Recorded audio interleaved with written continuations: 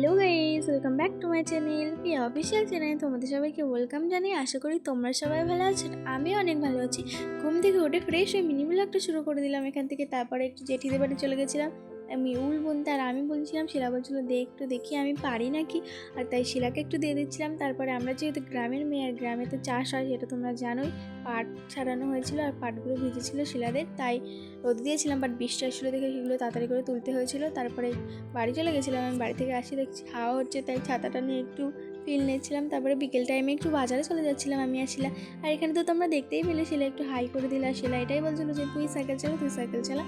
তা আমি একটু শয়তান করছিলাম। তারপরে বললাম যে আমি চালাই, তবে হাফ চালিয়ে আর চালাইনি।